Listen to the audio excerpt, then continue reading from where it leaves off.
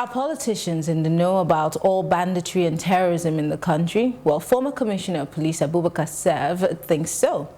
Hashtag Revolution Now conversation may not be ending anytime soon, as national leader of the All Progressive Congress, APC, Asiwaju Bola Ahmed Tinubu, has been accused of having a hand in the protest. The accuser? The coalition of national northern groups, and then the race for 2023 is about to get interesting. Well, this is Plus Politics, and I am Maryann Okon.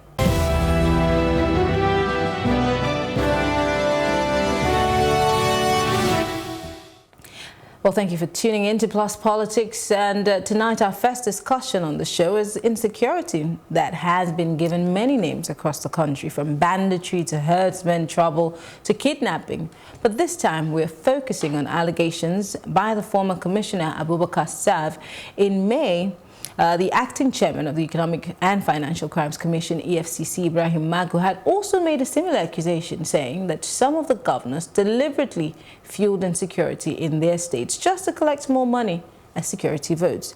How plausible is this? Well, joining me to have this conversation, I'm being joined by Segun Sopitan. He's of the ACT Network, and he's also a political analyst. It's good to have you join us. It's a pleasure to be here. And also we have Dr. Alaribibe. He is also a political analyst. Thank you very much for joining us, Dr. Thanks for having me. All right, so I'll start with you, Dr. This is something that, Nigerians would take with a pinch of salt, because most of the time when a message like this comes, we look at the messenger first before we even consider the message, which I don't know if we should be doing that. But in this case, where he's pointing fingers and saying, look, we know that politicians are behind this, where do you stand? Do you agree? I tend to agree with him. See, to start with, when you're looking at the messenger, by pedigree, Abubakar Tsav was a super cop. I used to know his time in Lagos State, so I know he knows his onions. And you see, Nigeria as a country, we're not going anywhere. In as much as the ruling elite is all about enlightening self-interest. So I will not take it away if they say somebody's deliberately causing problem to fuel, to increase his security votes for his own personal pocket. You see, we have leadership, indolent leadership, such that, they are thinking of the next election. We don't have visionary leadership in this country. That is the problem we have. So that's why we're going to be seeing things But like how this. do you, I'm sorry, I have to probe that a bit. How do you fuel insecurity to get security votes when, if there is insecurity in your state and you're unable to deal with it, it makes you look bad, and people would not want you in there. They want to vote you out for someone who's competent to deal with insecurity to come take that place. So I'm trying to understand the logic in all of this. That's presupposing the electoral system functions the way it's supposed to function. Then you can be talking of voting out. I mean, that is of no consequence in this matter. You see, because the Nigerian... Are you trying to say, are you writing off the electoral processes in Nigeria totally? Yes. There is no hope? There is hope. So why do we have an electoral there's hope. process? There's hope. If we, the people, decide to take, things in our own hands. But the way we're going... And that's what I'm saying. If the people realize that they're no longer safe under a certain administration, it behoves on them to decide that this man is not capable of doing his job. Let's look for someone else to take his place. The man has enough resources to rig himself back into power. So he's not concerned about you, the common man, He's not concerned about the common man. Let's just get that one straight. It's all about enlightening self-interest. You see, after them, Awolowo was set, nobody can call himself a progressive in Nigeria. It's a misnomer when you say progressive. These are pretenders. Crass opportunists ruling the system. No vision, nothing. Look at this is 2019. The ministers have not even taken office. They are fighting for 2023 already. What are we talking about? Well, I'd like to quote Abubakar Tsav to you. He said, most politicians know exactly or knew exactly where bandits were and why they were carrying out those activities. He also went on to say, banditry and insecurity are created by politicians, and politicians know who bandits are. They know these people who are doing this. I want to appeal to our political class to have a change of heart and cooperate with security agencies to reduce criminality in the land. Human beings, innocent lives are caught in this crossfire. Why would any leader want to mess with the lives of his or her indigent? I think, first of all, like he said, we've got to, I think we need to give credit to Abubakar Tsav for saying this. I mean, given who he is and who he was. So we have to take it seriously and, in fact, ask that more of people in his position speak out more. Because if we have more people talking about these issues, it will eventually drive the conversation and narrative in the direction it should be going, such that action can be taken. Now, you say, why will the leader, endanger the lives of his citizens? Well, sorry to break the news to you, but we're not the citizens of the politicians that are political leaders. They don't see us that way. The average Nigerian is a number to the politician. All they see when they look at us are votes. Not necessarily whether or not votes in terms of votes that count or votes that are rigged. You still need people. I mean, if you're going to rig elections, you still need people to come out to create the impression that there was an election. So to the average person, to the average political office holder, we're votes, and that's it. So whatever they need to do to secure those votes or the impression that they've secured votes, they will do. Not forgetting that because, our electoral process is so flawed, the average politician really doesn't need to perform to be assured of being returned to office. It's getting better now, but that's been our story, right? So, is it getting better?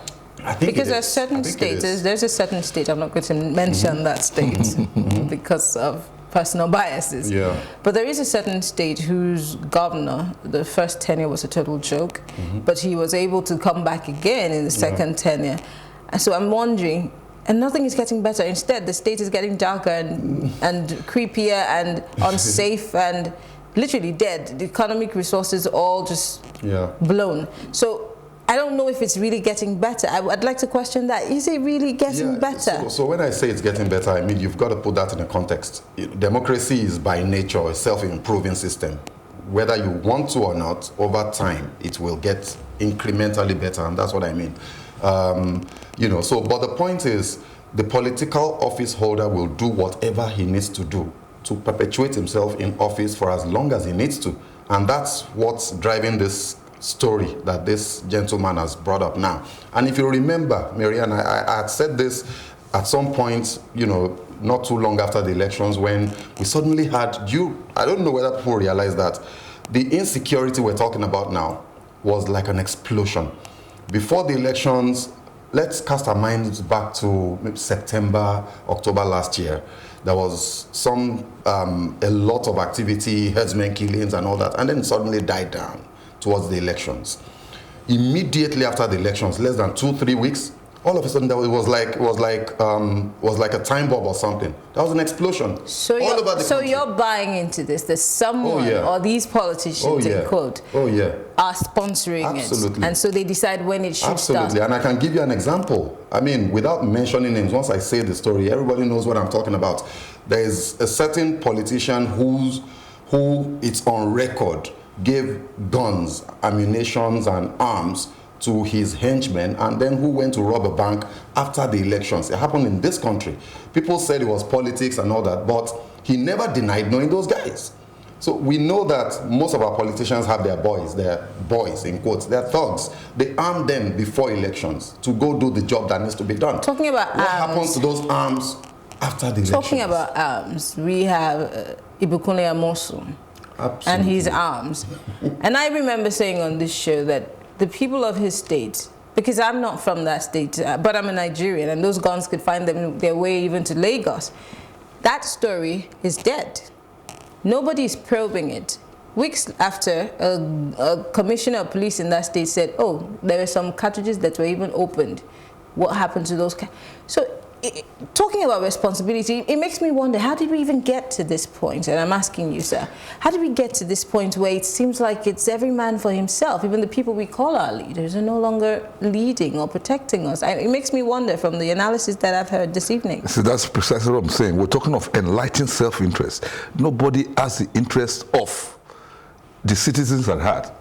You see, Ibikunle Amosun is telling you that the guns he gave up are the ammunition the state bought for the police. Through whom? What was the modus operandi? How did it get there?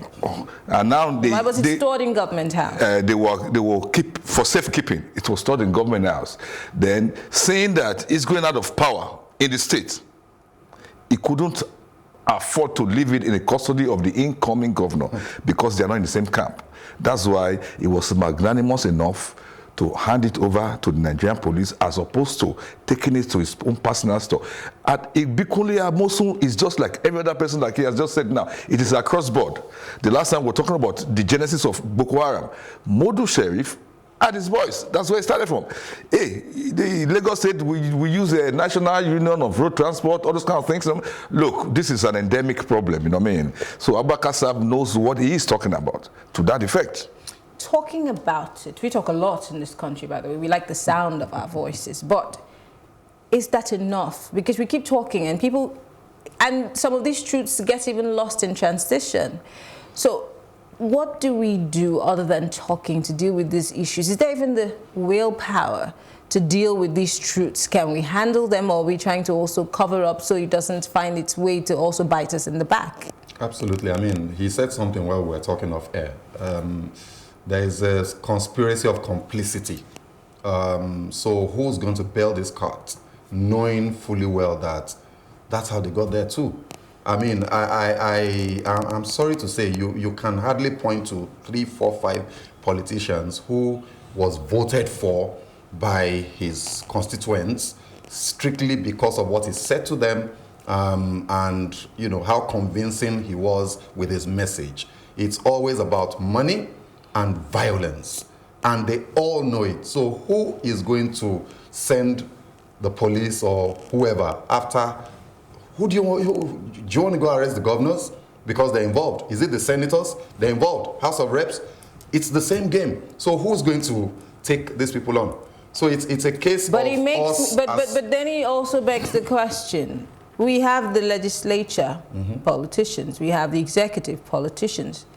Where's the place of the judiciary? Where is the place of where the common man finally goes for restitution, or, you know, they say it's the hope of the common man. Is the judiciary also complicit? Oh, well, somebody has to make an arrest. Who's going to take them there? You have to make an arrest to take to the judiciary in the first instance. So the person that's going to make that arrest is the person we're looking for now, you know? So the judiciary is there. The judiciary is there. I won't say they are complicit, but I mean, the judiciary is not going to come out and arrest gun runner or gun holder, you know, or gun welder. The police has to do that. You know, that's just the way it is. And the police, like he was saying, you see, when you leave an orderly or a police formation with the governor for over 2 years, they are no more loyal to the police force. You see, because this guy will give them 100 times their salary, build houses for them. Oh, they are not loyal to the police. Forget about police force at that point in time. They are just working for that person.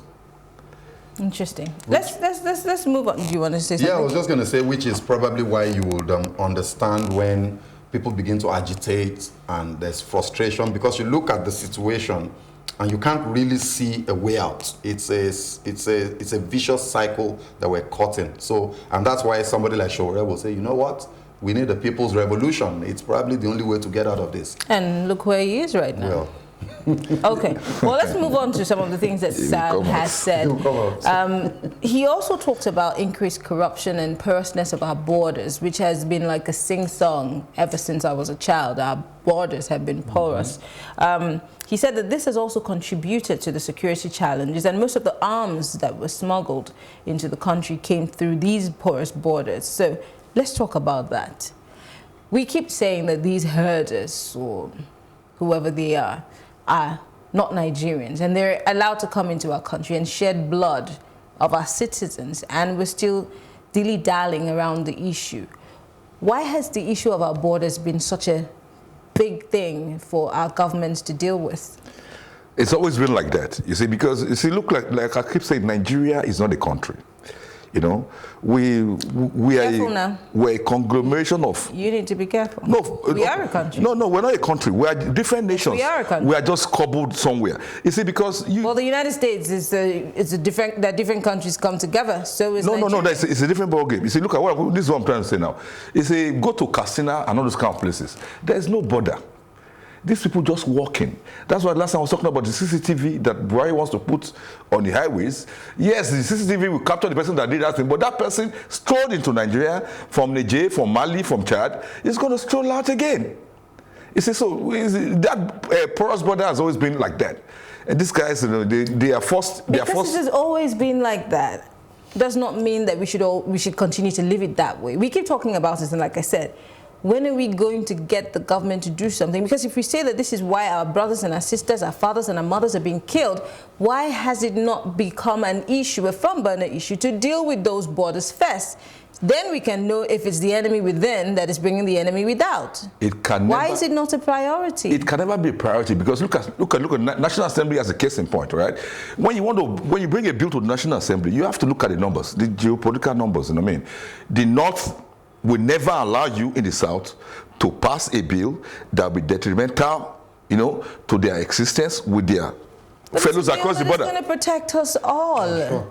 If your own people, because they're the first people who get hit from that axis. We're right here. Sometimes you don't even know how bad the situation is from Lagos. So if we're passing a bill to save you and your family members and allow you to sleep with your eyes closed, why shouldn't you let it fly? Because they're ready to live with it. I tell you, they're ready to live with it. You see, you need to understand one thing. Like in the North, it's a system of feudalism. The emir, the politician, the villager, the this, you know, just share the money. Rankadidi, you know, they don't know. You see, the rate of illiteracy there is massive, you know what I mean? These people don't know better. So you think they follow the proceedings in the National Assembly, the common man on the streets? They don't.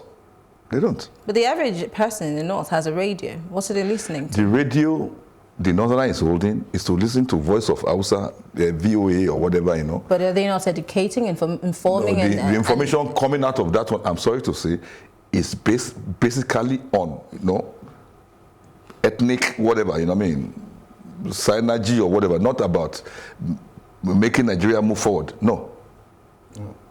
Well, but there are community radios, like even the BBC has a Hausa service. Sure. So. I mean, well, I think when you talk about the porous border issue, you've got to remember that it's not just a northern problem. Nigeria has porous borders all over. All over, of course. Except for the Atlantic Ocean, and even there, you can just drive in, just drive your boats to the shore, and you're in Nigeria. So it's a big problem, and I think that one of the challenges is that the government of Nigeria is massively under-resourced. We simply don't generate enough money, don't capture enough of our resources that we're generating to do all the things that need to be done. So the borders will always be very low on the priority list. You've still got power, you've still got roads, you've still got schools and healthcare. You know, who's thinking about the borders? How do we secure... Because to secure your borders, there's a lot of money. You need to spend money. But how do we send children to school if their schools are not safe spaces? How do they walk from their schools or from home to these schools if those places are not safe? How do we give health care if the doctors and the nurses are not safe? I'm wondering how the minds of our Nigerian politicians work. It beats me.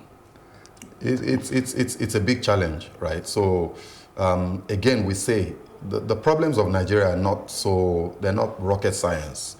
The problem we have is a lack of purposeful, visionary leadership, selfless leadership. Yes. Majority of our leaders are there for their own interest and interest only. Simple. So you are not, he's not thinking the way you're thinking. But is that not reflective of the average Nigerian's mentality? Are we not selfish people? Hence the reason why our leaders are selfish. We get the leadership we deserve at any point in time. Okay, you're talking of the children going to go to school, this, that, come back. My dear, let me tell you something right now. The man in authority, his kids are in school in England. So he doesn't care about that one. Now, Akpabio did an hospital for state-of-the-art hospital for 300 million. The following week, that's a whole kettle of fish on it. So the next week after he opened it, we don't want to go there because he was sick and he went. Next week he had an accident in Abuja. What did he do? He said he just flew out. He didn't go to test his own state-of-the-art hospital he had just built. See, so you need to understand, these guys are not thinking of us. And that's also... And then we're allowing it. But is that not because we also do not insist that they be subjected to the harsh climate that we are subjected That's to. what I'm So saying. that maybe that way would start convincing Yes, them. we're allowing it. We allow it. You see, because when they come for, they're thinking of next election. When they come, the week of rice, 500 naira, you take. It's our person. This, that. Next 4 years, you cannot assess that person again. It comes. Then that's what we have been doing forever. You see, we don't have visionary leadership, so we're not going anywhere. So on that score. maybe, lastly, maybe we're not tired yet. Hence the reason why this keeps continuing. We complain and then we go back to sleep and we do nothing. Let's protest. Let me go home and eat. So maybe until we have a change of attitude, or maybe do you think that we're tired as Nigerians, or we haven't gotten there? We haven't gotten there. I don't So think we're going to keep managing? I don't think We like to manage. You don't think we'll ever get there? I don't think we'll ever Are you get not there. tired? No, I'm tired, but I'm just one But you man. have gotten there. I'm just one man, and so I've got my team. We've got our organization, ACT Network. We'll do all that we can. We're doing a lot, but how much can you do when you're talking of 200 million Nigerians who need to, before people can make a change, it's got to be one voice, united and agitated. We will never get that because the politicians understand this and they've thrown us the bits that they know we need to keep us divided and fighting amongst ourselves. And as long as we do that, as long as the Muslim is always at the neck of the Christian and the Christian is always at the neck of the Muslim, the Northerner is always suspicious of the Southerner, the Igbo man doesn't trust the Yoruba man, he says he's allied with the Northerner, and all of those fault lines that divide us, it's there for a reason. As long as we've got those fault lines and we don't rise above them, we will never get angry enough. We will never get agitated enough with one united voice, galvanized behind a cause. The few times we've done that, things changed. It happened 3 times in the last 2 months, where Nigerians said, what is all this? And they made noise. And the government reacted. The slapping senator, the Ruga issue, the infamous pastor thing, those 3 things showed that when we make noise together with one voice, government does not have a choice. They pretend they don't fear us, but they do. But they know it's because they fear what we can do that they keep us divided. So as long as we keep falling for their games and keep pursuing APC and PDP and APC and for Jonathan and for Buhari, we're fooling ourselves. We'll never get there. And that's why I say, I don't think we'll ever get angry enough. Finally, I keep asking this question all the time, even when I talk on social media. Do we not worry for the next generation of Nigerians what they're coming to inherit from us? Is it not going to be a rot that might be a bit too difficult to even repair, or might be beyond repair? The next generation is on its own. Because this generation is not even thinking of this generation. It's all about enlightening self-interest. As long as we have that kind of leadership, we can never make progress. Look at it now. It is sickening. This is 2019. We don't know the policy thrust of the government. The government has not taken up with the ministers. We are already talking of the next election. So the Nigerian politician is there to steal money for the next election because he knows what it is to hold you down. Wow, this is sad, but I have to say thank you to Segun Sopitan and Dr. Olari Bibe. They're both political analysts. I'm not letting them go anytime soon. We'll take a short break, and when we return, we'll be talking about the #RevolutionNow protest and the road to 2023 presidential election. Stay with us.